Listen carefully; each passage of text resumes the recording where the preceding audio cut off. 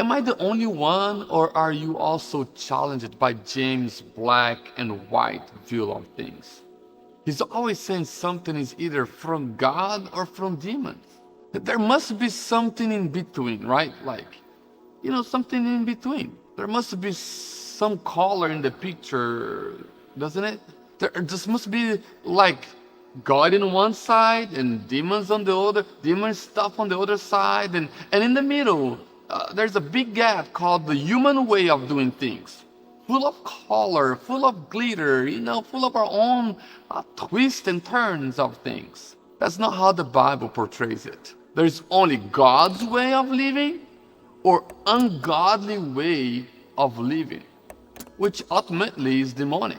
And in chapter 3, James is very clear to say that there is wisdom that comes from hell. What the heck? It is worldly, it is earthly, the kind of wisdom that is completely in contrast with anything that is from God. James is helpful in that he understands the complexity of life in walking with God, in life through faith, and on a day-to-day basis.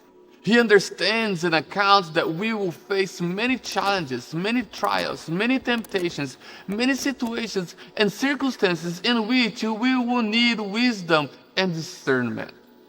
James knows that life is complex, and to choose what is godly requires godly wisdom and discernment.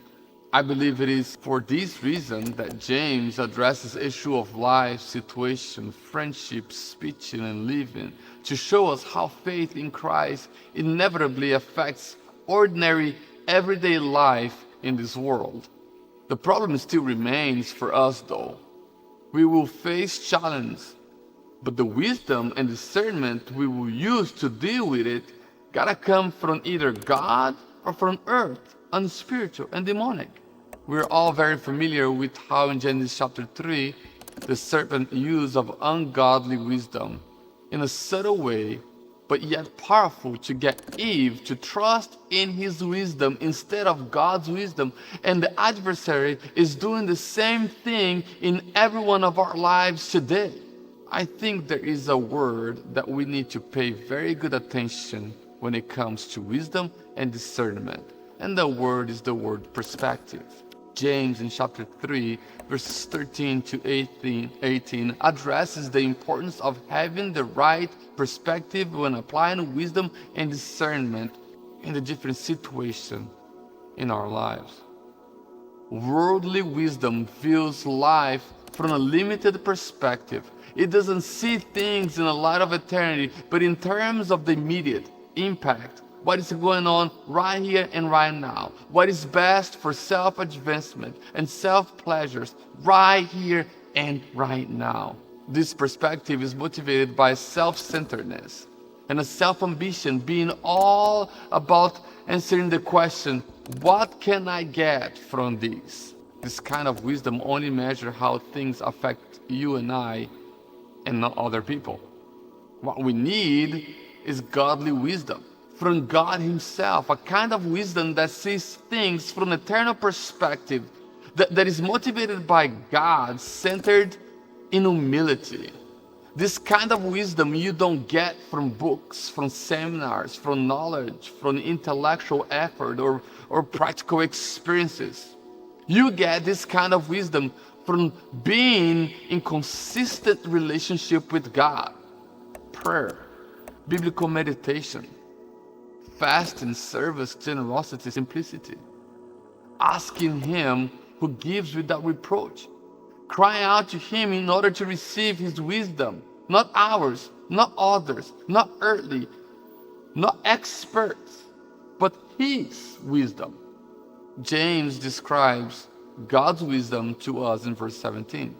The wisdom from above is first pure, then peaceable, gentle, open to reason, full of mercy and good fruits, impartial and sincere. And a harvest of righteousness is sown in peace by those who make peace. James organizes the characteristic of wisdom from above in a beautiful way, resulting in a beautiful picture of blessings that comes from God. This is the wisdom that produces humble, peaceable, gentle, merciful men and women. The kind of wisdom that removes from our world ungodly, earthly, demonic things, evil. The kind of wisdom that disowns, rejects disorder and evil actions, which have been destroying us as individuals, our families, our communities, and our world. The kind of wisdom that results in peace and right doing. Peace and right doing that brings honor to God. For peace and right doing is what God desires in our relationships, in our homes, and in our church. See, most of us think that the responsibility of bringing heaven down to earth, it is God's, but it is not. It is ours. And the only way to attain that is to ask God for wisdom that comes from above, and He will give it to us. You know why? Because He's a generous God who wants to see the world in peace.